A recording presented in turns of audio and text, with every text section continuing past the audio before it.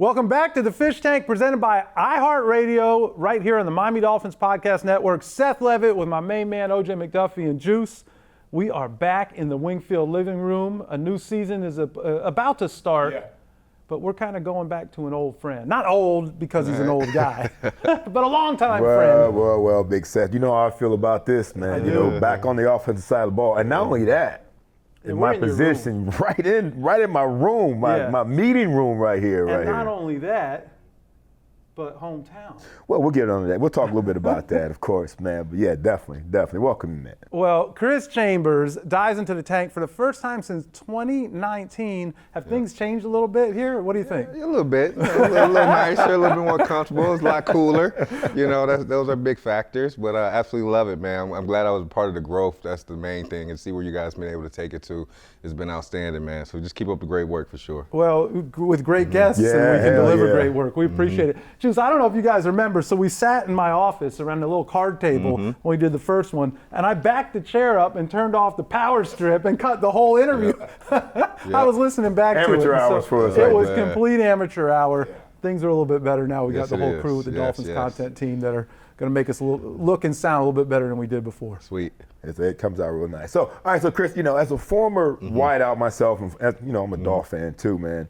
This is a great time to be alive, man. Think about it, man. I mean, the receiver position with the current Miami Dolphin crew, I mean, you got speed, you got explosive guys, you got some guys that are electric and just fun to watch, man. So, you know, I've talked to Duper and Clayton, you know, even Nat Moore, and we're all just super excited about what's going on with our position, all our position. Do you feel the same way about the position? I do. It's great watching those guys.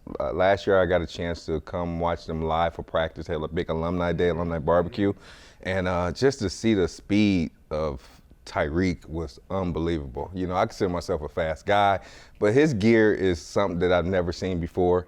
And I turned around, I turned around, and he was streaking for a ball, and I turned around again. It was just like unbelievable how he just got up under. I had no idea he was gonna get up under. Then Waddle comes back again. He does the same thing. It was just electrifying. I was like, dude, if this any indication of how the season's gonna be, we're gonna have a great season. And them dudes definitely delivered. Yeah, and not to mention, you know, their coach.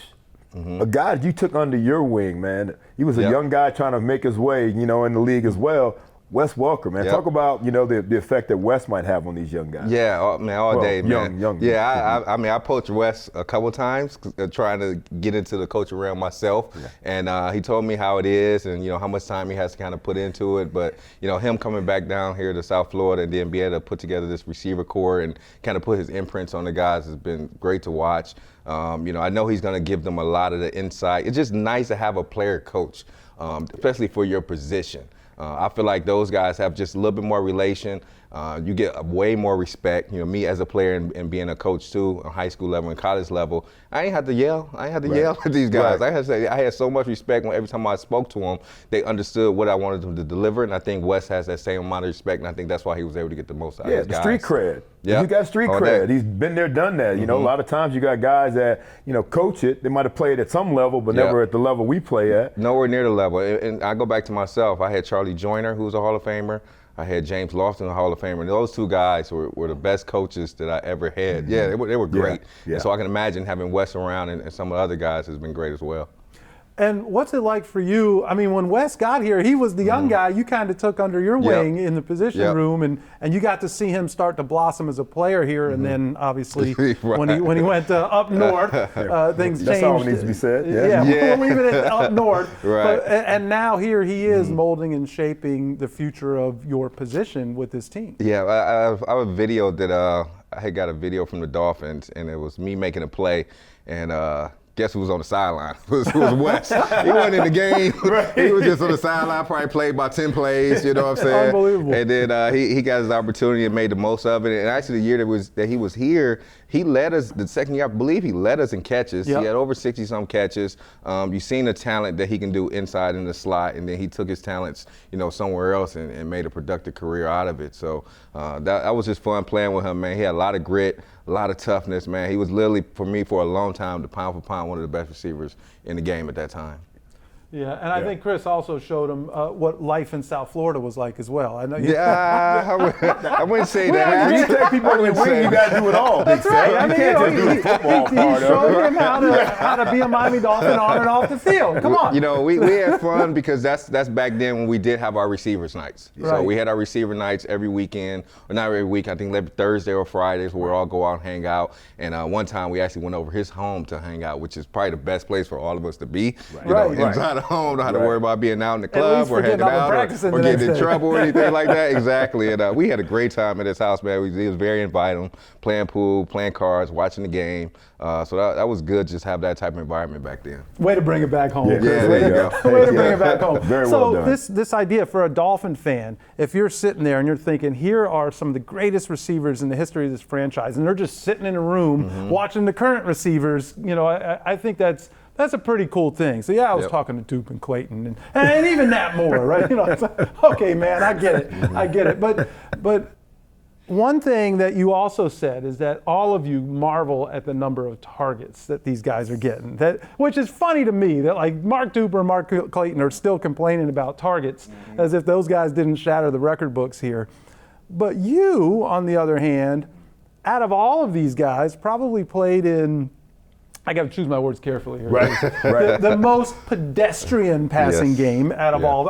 These guys had Dan Marino, right? So let's just say that. These guys had Dan Marino, and they're talking about targets. When you watch not just the talent in the receiver room, but this offense, when you watch Mike McDaniel's offense, do you kind of salivate a little bit? Like, what's that like for you as a receiver? I mean, I see targets all over the place with multiple teams, but it's tough. I mean, that was just the era I was in, and me just playing at Wisconsin, I wasn't getting a lot of targets anyway, so it ain't like I came in like expecting to get the ball like that. But as the career went on, you know, I always felt like I needed to demand the ball even more. My teammates, you know, JT, Zach, I remember it was just like yesterday, they used to demand the ball for me because I was so quiet, you know, and I would have 1 or 2 targets at the beginning of the game, and then second half I'll get some more. But I never complained about my targets. I really always like took advantage of my opportunities. Now that I'm a lot older, you know, I want to complain like crazy now because, you especially know, watching this, right? And to still be able to accomplish what I've been able to accomplish, you know, over the years. And I don't know what the target is. Y'all got to go back and look at the stats and the numbers and stuff like that. But you know, to be in the top 5 of the Miami Dolphins with Duper, Clayton, Nat, OJ, myself in the top 5, and I mean literally the last 20 years, and then before that, I don't know how long before me, but you know, 20-some years, no one has surpassed us since then. Now these guys, Waddle and Tyreek, probably give them about 3-4 years. They'll be up there. Another season and a half. I'm saying right now, I'm going to need some flowers for the Dolphins, you know, and be able to, you know, continue to follow the footsteps. And OJ don't know this, but I was trying to come back and play for the Dolphins late in my career. You know, I was a free agent for like the first time. I'm like, dude, I'm like 30, 31, 32 catches away from passing OJ. I really wanted to pass OJ. I really he was not going to let it happen. So, hey, I was in the front office then. So it did happen, but just to be amongst the top 4 or 5, man, for this long is just, and every year you just feel more gratitude and proud of the achievement. We were talking about, me and Seth were talking about this a little bit more than a year. You know, after you dove in the tank, you know, you came back, you signed that 1-year deal. 8 years after you finished playing your last, you signed that 1-year deal to, you know, to retire as an Aqua and Orange, man. What went into that thought? Why'd you feel that you wanted to retire as a Miami Dolphin? Mm-hmm. Yeah, it's something I always felt. I never asked for it. It's just one of them things that happened. I think Chris Greer, the organization was starting something with that. I don't know if we were the first group or the second group to do that, but we wanted to bring back the guys, make it a little bit more close to home with us. So that felt good just to be recognized that way. I think it was like several other guys that went in that same day. No signing bonus or anything like that. No money, but no catches either. No catches. That conversation was had. Yeah, but it felt like it lead me to something greater. You maybe down the line, you know, in my career that I can maybe go into the Ring of Fame or, you know, any of those things. So I just wanted to have that because this has been home for me for a long time. Over 20-some years I've been living here, and to bring myself a little bit closer to the team, because you know how you go away and then you just don't feel the same way. So that kind of brought me back into the fold a little bit. Now I started watching the team again, started following the team again. I just felt better about the situation once they did that. Yeah. we all did. I think it's a Yeah. lot of fun for fans to see that. Absolutely, man. And you hear how much it means to some of the hear guys. about we hear about guys like Chris all the time. Whenever we post, whenever we do a pod, we put it out there. Chris Chambers' name always comes up. A lot of guys' names that always continue to come up depending on who we have on. You know what I mean? And yeah, CC, you're definitely still a huge fan favorite, man. And I'm glad you are retired as a Miami Dolphin. Yeah. Oh, there's no doubt. Shoot. You know how much it's killing Travis Wingfield to pick up his laptop Had to and have go to walk there. in with Steve Yeah, right so now? bad. Oh man, I guarantee he would love to be a part of this. So here I am sitting here between two of the all-time greats to ever catch a pass for this franchise. You just you dropped the numbers on us. I have a civilian question, so excuse my ignorance here. But in prepping for this, I did go back and watch some highlights. And Juice, by the way, the toolbox, the tools this guy had in the toolbox, man. I mean, certain people are very good at one thing or a thing. He did it all. Right. He did it all. But what stood out to me, those toe touch catches, that sideline. I mean, it almost looked like. What was that Michael Jackson video where Smooth Criminal, where he would like lean all the way over this? Yeah, it almost looked like that. So was that something, my question, my ignorant question here is that something you just could do? There was a ball, I went and got it, and I'm just a natural because I'm an athlete and I got it? Or did you say, I'm going to place an emphasis on this particular skill and train and practice and get really good at it? Nope, it started young. So it started young. I grew up in Cleveland, Ohio. As you know, I watched a guy named Webster Slaughter. He always used to dive for the ball, always. So between him and Terry Glenn, so if you watch Terry Glenn, he has that same type of ability. Those are two guys I tried to emulate my game after. So after watching the Browns game, I'll go outside in the snow, depending on like the weather. I'll throw the ball up to myself. I'll try to dive in the bushes. I'll do the toe tap thing. So that's something that's just always been with me for a long time. But watching those guys play when I was young, that's kind of got me to dive. Because I used to just dive for no reason. Ball right here, I just dive. I just wanted to make a spectacular catch some kind of way. Even something that should be average. Just something to be average. I probably could have ran up under and then scored, another 10, 15 yards, and he's seen it all the time. Until I learned how to stand up and actually catch the ball and actually run with it. It took me a little while to do that. But yeah, man, that's something that I worked on. That's just a gift that I always had, and I absolutely love it. And I used to tell the quarterbacks, like, man, throw the ball out of bounds and I'll still get it. Especially when I was I won't talk about the Chargers, but when I was with Rivers, he didn't know me as well. I'm like, man, throw the ball out of bounds. So you would actually tell them that. Put it where only I can get it. Put it where only I can get it. So back of the end zone stuff. Me and Jay were really good at that stuff. It's just a quarterback and receiver thing, but I've always had great catch radius. Being a basketball player, I love going up and get the ball. So, all that stuff came in handy. Yeah, all that came in handy. We've seen those on the McDuffie court, haven't we? There's no I missed doubt. the McDuffie court. Don't remind me. Juice, I got 1 3-on-3 game, so I don't know if I can run a full court. I got half. You got a half court? I got pig. I got pig with you. We play pig. I was gonna say 21 at best. So hold on. So this idea of having the quarterback throw it out of bounds. I wonder if so you make this spectacular catch, and is somebody in the film room going, well, hey Jay, if you had put it on the numbers, it wouldn't have to be so hard for him. Like, is that? Are they saying, well, this is where he wanted the ball? Room. That's what I'm saying. He told me to. Yeah, but it's just one of them things that I always had, man, in my toolbox, man. It's just one of probably my greatest attributes, I would say. They call it the toe drag swag now, I guess. Toe drag swag. Toe drag swag. So I've always had that in my bag, man, and I love making those catches. Yeah, I think the name of this episode is going to be the toe drag swag. Yeah, thank you. Appreciate that. You always find something. Hit producing You this. takes a little time. You found it right away. That's it. Well, when it just jumps out. I'm not going to tell you where I got that from, so we'll just leave that alone. Okay, well, maybe I need to know afterwards so I come up with a different title. I'll tell you afterwards. Okay. You know what, man? Speaking of speaking of mastering skills, we dug up some old footage of you, fantasy football. Okay. You know what footage we're talking about? Yes. In this footage, got you catching a one-handed pass with your right hand, one-handed pass your left hand. Oh boy. One hand, then catching the ball in the middle, but your back is turned to this. You know what I mean? How the hell did they put that together? Oh man, I can't tell you. I'm still up under non-disclosure. Non-disclosure. Still up under, but it was it took a lot though. It took probably about 10 to 12 takes because I had to. That's a lot. From the beginning. 10 to 12 takes. Yeah, 10 to 12 takes for the most part. I had to do it from the beginning of the truck, rattling through the truck, to to the end of it. It had Because to it go was straight one through. shot. There was I no got stoppage I to the got whole you, deal. okay. I can't get away the secrets. Every time somebody asks me that, it's like, dude, just Google me, man. You're gonna see a couple of those type catches. If you go out there and look. So I never gave away the secret of that. I thought I didn't know it was gonna come out that good. Oh, it was so good. And it's probably one of the best. And almost every year, every couple of years, it comes back. And with the younger generation, now that we're in social media with Twitter and Instagram, and they have a phenomenal time just looking at that thing. And and if you go on YouTube, it's over like 2 million, 3 million hits.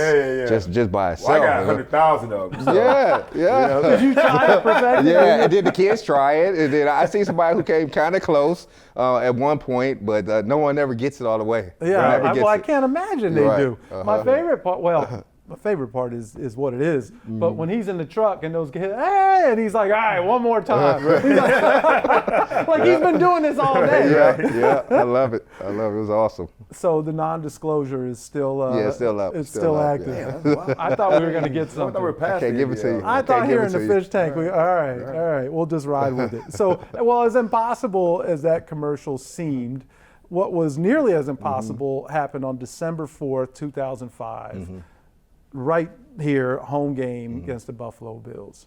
Yep. And I'm sure you remember it well. How about this stat line, Juice? 15 catches, a then team record 238 yards receiving, and oh, by the way, a game-winning touchdown with six seconds left to play, which was, I think, the greatest comeback in team history at that point. We started talking about that game a lot last year after the Dolphins did what they did at Baltimore.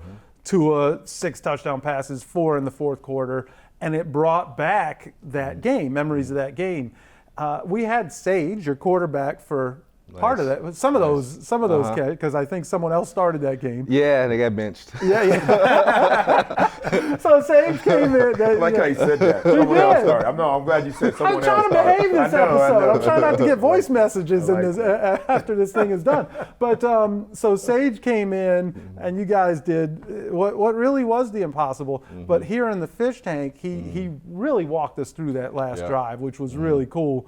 But he said that final play, he's walking up to the line, and he says to himself, "Fade to Chambers is the best play we've got," which I love. Yeah. I mean, what great that's a great line. Tell us what you remember from that game and from that play. I want to know, if he's thinking fade. I know in your mind, throwing to you is the best play they got, right? You always got to believe that at your position. But was there something unspoken? Did he give you a little look? So walk us through that, man. It was a magical day. Yeah, that day was just, it just started off the way it went, and then Sage came in, and I was just getting so many targets.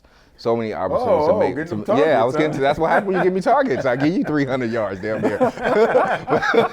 But it was great, man. And I was coming to the side. I was making plays. It's like, dude, a couple of plays. I don't know if it was Randy or some guys. It's like, I don't even want you to know what you got, bro.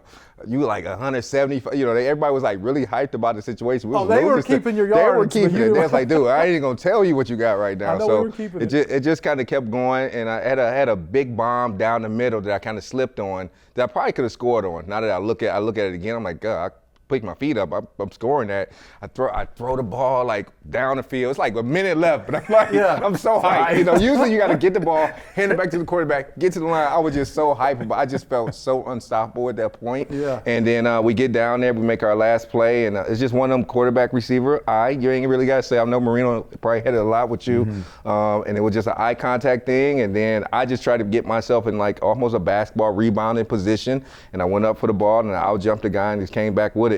And it was just Randy McMichael, my boy. He was right there, and he kind of grabbed me like by the face mask and just like did like this, and he was like, "Make them stand up." That started like pointing to my back, like my name. So it was awesome, man. That's my first game winner, first and last game winner. You just don't get those moments, very often, and that's something I'm going to live with, the rest of my life. And these guys are going to continue to have to chase this catch record. I think they're still up. I'm second on the receiving yard record. So that's just like you're talking about, your front yard, backyard. Yep. You know what I mean? You dream of stuff like that. Yes, When you're that's doing the toe drags. You also dream of game winners, man. Like basketballs, shooting at 3, 2, 1. Those are the 3, what 2, you dream 1. of as a wide receiver. See, let's go back a couple years before that big game. And we played a huge Sunday night game in Denver. And we talked about this game a little bit last time when you were here. Unfortunately, you suffered that concussion in that game on a dirty-ass hit. I mean, that hit right now, a dude probably be suspended a few games, you know, as well as a lot of money out of his pocket, you know. But the team pulled out another incredible comeback victory. You know, we're 5-1 at that point. But, you know, we actually had Coach Wannstedt on the show, and he was talking about that was probably the best chance, or that was probably one of the better teams that, you know, and it was the best window for us to do something big, you know. But unfortunately, injuries in that game, including what happened to you, OG, and definitely what happened to Jay in that game, kind of sent that season into a tailspin, you know. What do you remember about, you know, that team, and what do you think that we could have happened? What could have happened if we didn't have so many major injuries at that What year game was that? In the Mile High Stadium. Was that 02? 02. That was 02. Your second year. 2001, we coming off a playoff. Right. Playoff, you know, making it to the playoffs. And I remember the defense, man. Yeah. The defense, you know, having, you know, Sam Pat, you know, JT, Zach. I mean, the defense always held us down. You know, we always played close to the vest because that was kind of Wannstedt's style, kind of win in the fourth quarter.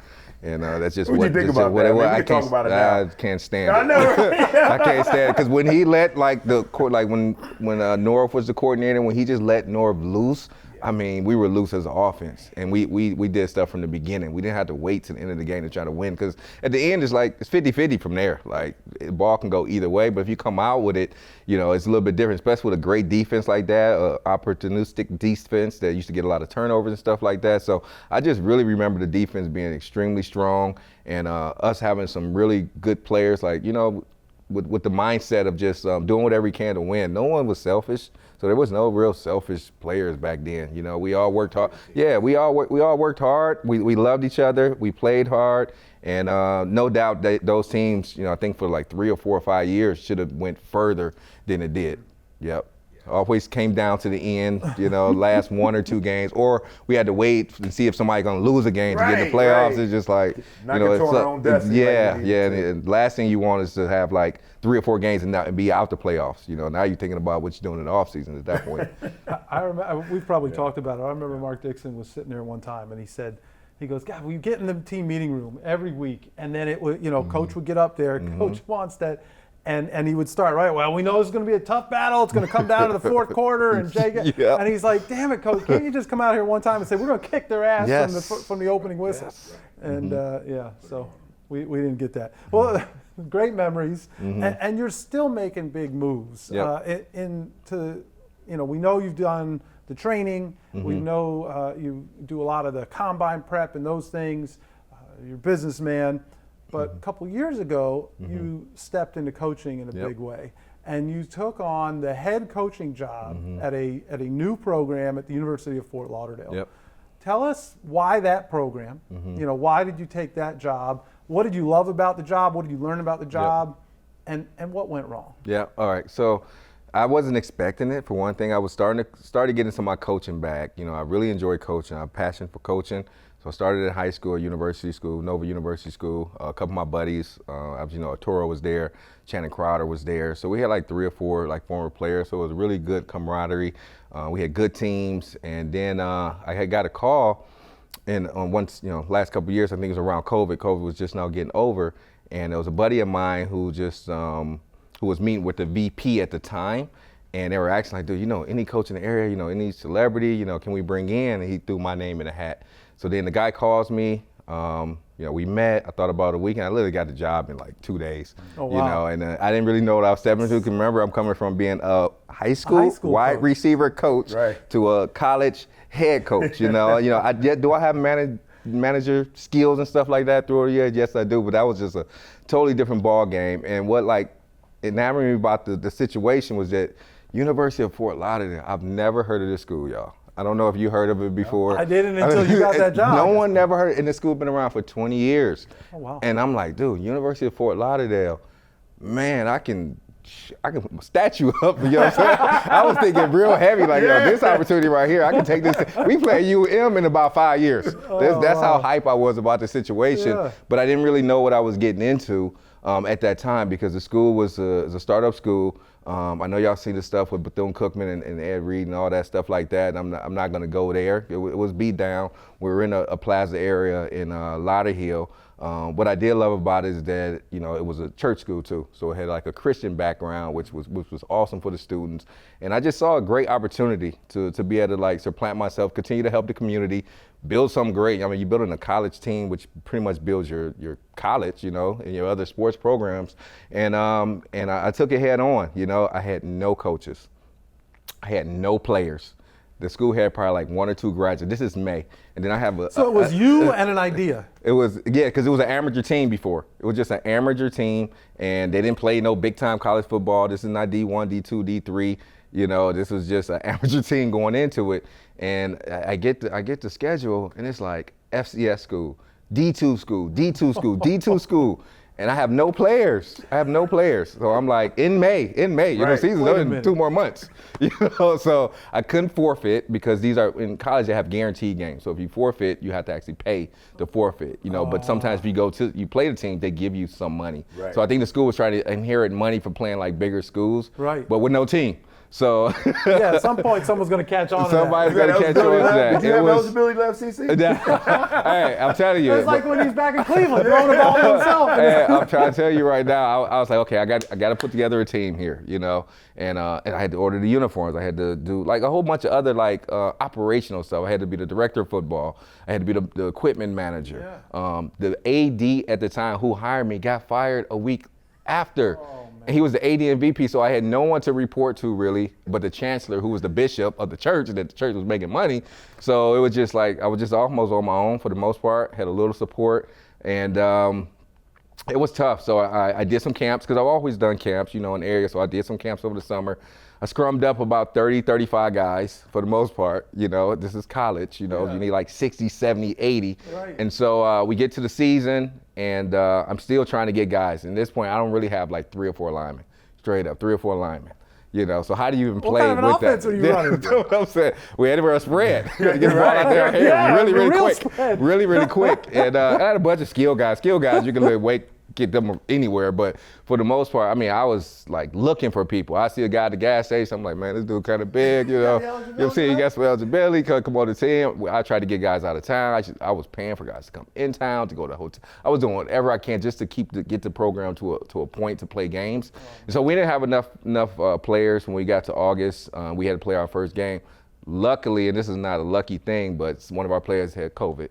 And so since he had COVID, we had to shut it down, so I got about 2 weeks off of COVID. So he's okay. He was okay. He was fine. Right. You know, but it bought us some time to kind of get some more players. So you weren't. It wasn't a forfeit that was costing the school There you go. money. There you go. There you go. Yeah. So we played it that way, and then who did that test? Right. I want to know who tested that kid. Right. They was pissed. Director of team medicine, Chris Chambers. Because you know the first game of the year, they got the student section. They were so pissed that we forfeited that game, and not forfeit, but the COVID situation. Right. So then we got to a point where we played a game. We had like 35, 40 guys. We went and played our first like 1 or 2 games, and then we were going up against a school called West Florida. West Florida is like one of the best schools in D2, like literally D2 championship. I forfeited that joint.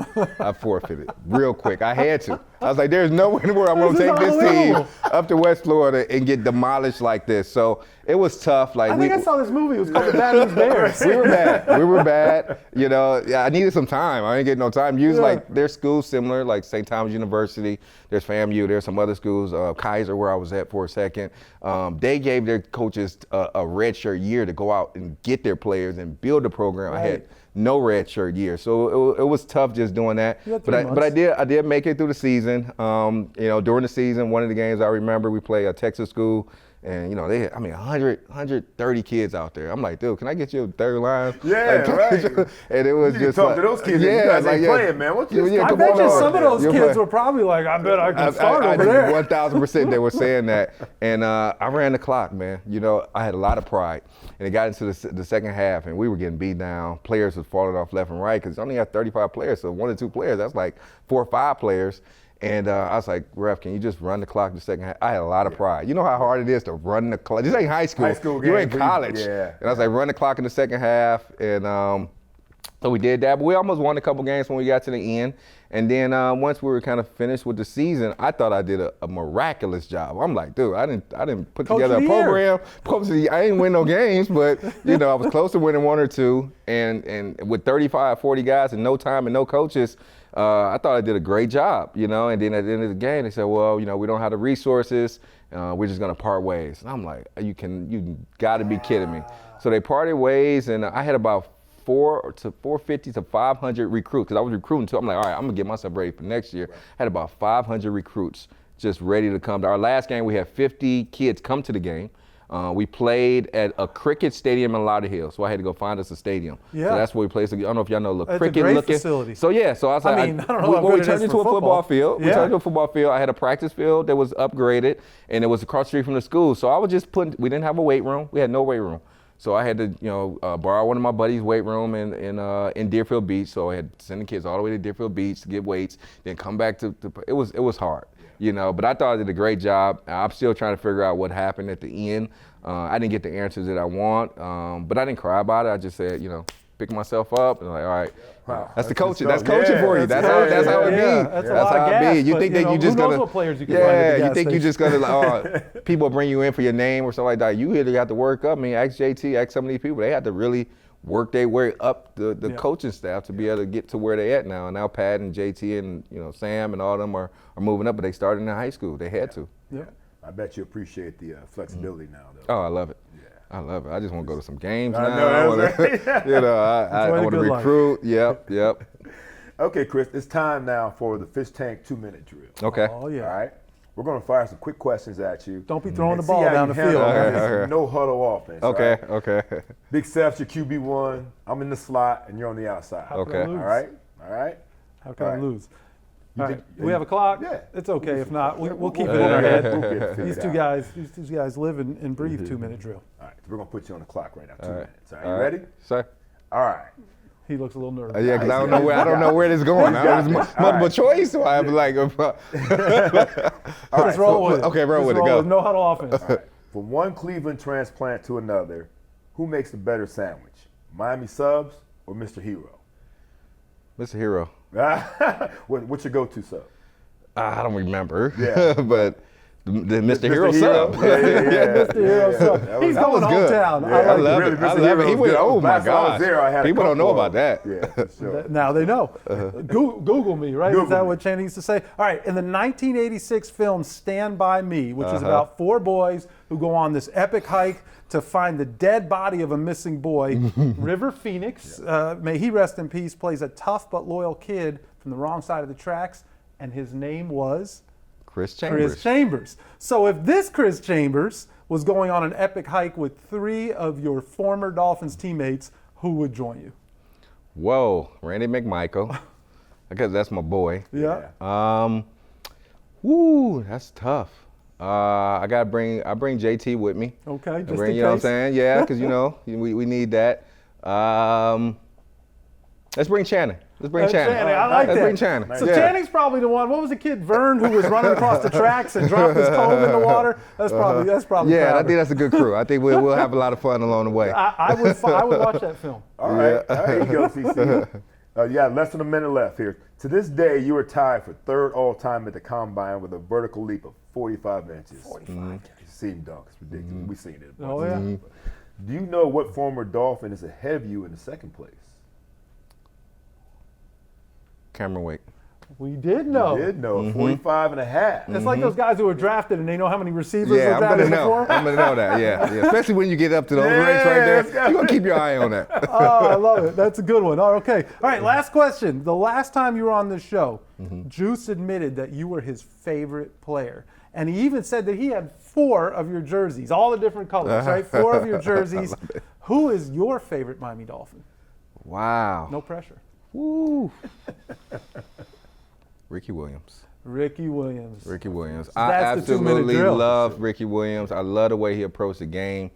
I just love him for himself, being himself. Yeah. He's a very smart, intelligent person. Yes, he is. And now to see all this stuff come fruition of what he's been trying to do, you see it yourself. But yeah, that's my guy right there. Yeah. Okay. How many of his jerseys do you have? I have 1. Okay. I have one. See? I have OJ. Just shows you the kind of respect. I have Juice OJ. has. OJ's up there. OJ was a close second. Let's Okay, put that out okay, there. all right. It was A No, and no, I B. don't take second, man. Second first loser. I told you the story when we walked in Yeah, here. I don't want to be first loser, dog. You know, That's a and good with choice. You know, with that being said, CC, I do have a jersey for you. Okay.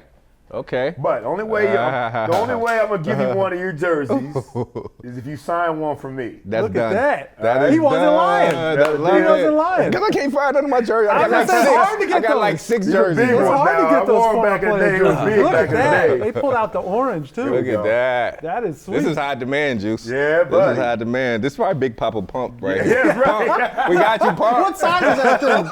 Oh boy, 50. 50's not too bad. All right. That's so before awesome. we get out, I'm gonna have you sign one for me. Yes. All right. Oh man, well, That's awesome, this man. was Appreciate good. it. Hey, I know we had to work to get you in here. 'Cause every time, so it's funny. You get these guys who are involved in football, and they keep kicking the can down the road. Juice. So, well, I got combine coming up. Well, I got draft coming Yeah. up. Well, Lusaka Polite gave us the same story. I'm like, Yep. Chris, can we get you in here? I mean, Yep. it's been 3 I years. love it. Thank you for making it. You're very man. welcome. It was Appreciate great it, to have man. you. Congratulations, fellas, man. This is awesome, man. Thanks for Keep up the diving good in work. again, Chris. Yes, sir. Not too deep this time. Nah, good. Not Good. too We won't deep. get any calls after this. Oh, good stuff.